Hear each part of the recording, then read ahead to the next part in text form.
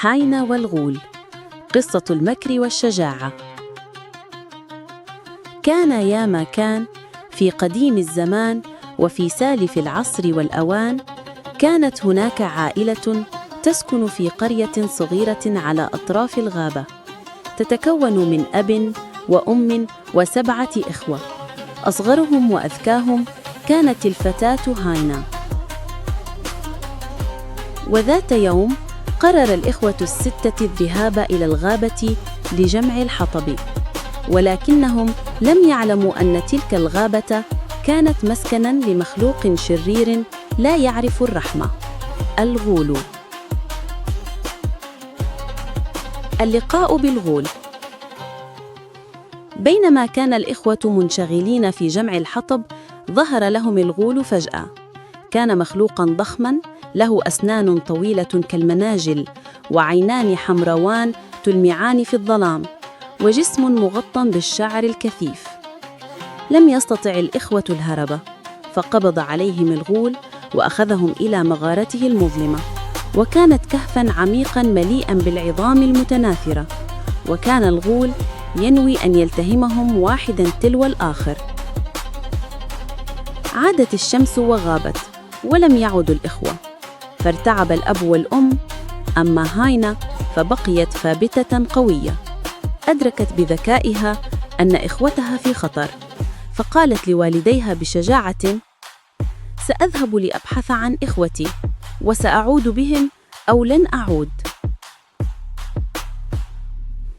دخول هاينا إلى المغارة. تتبعت هاينا آثار أقدام إخوتها وأثر جر الغول حتى وصلت إلى المغارة.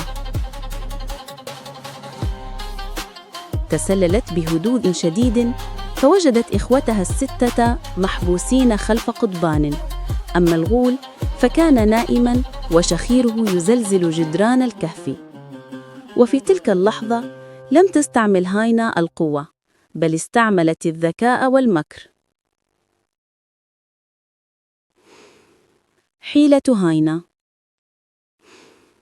أخرجت هاينا جرة عسل كانت تحملها، ونادت بصوت لطيف: يا سيد الغول العظيمة، يا ملك هذه المغارة، هل أقدم لك أطيب الطعام؟ استيقظ الغول ورآها صغيرة لا تخاف منه، فقال بصوت أجهش: أأنت لقمة جديدة جاءت بنفسها؟ ماذا تحملين؟ قالت بخبث لطيف: سمعت أنك قوي جداً، وأن جلدك لا يمكن أن يخترق أبداً. ضحك الغول بغرور فقال: أجربي، لن أشعر بشيء. فأخرجت هاينا إبرة خياط، ولكنها غرزتها أولاً في قطعة قماش لتصدر صوت وخز. هل شعرت؟ سألته. لم أشعر إلا بوخزة صغيرة، أجاب الغول. فقالت له: هل تعلم أنني أستطيع غرز الإبرة في صخر دون أن تنكسر؟ استغرب الغول وقال بغرور: إبرتك تنكسر على الجلد، فكيف على صخر؟ فقالت بمكر: سأجرب على جسدك أولاً، فهو أصلب من الصخر.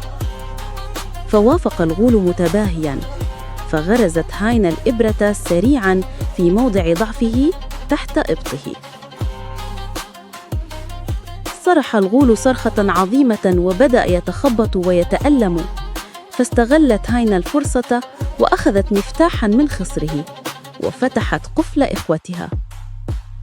أسرعوا قبل أن يموت فيغلق المغارة. ففروا جميعاً خارج الكهف حتى ابتعدوا، وسكت صوت الغول. عودة الأبطال. عادت هاينا مع إخوتها إلى القرية سالمين، ففرح الأب والأم، وتعلم أهل القرية أن الذكاء يغلب القوة، وأن المكر يهزم الغرور.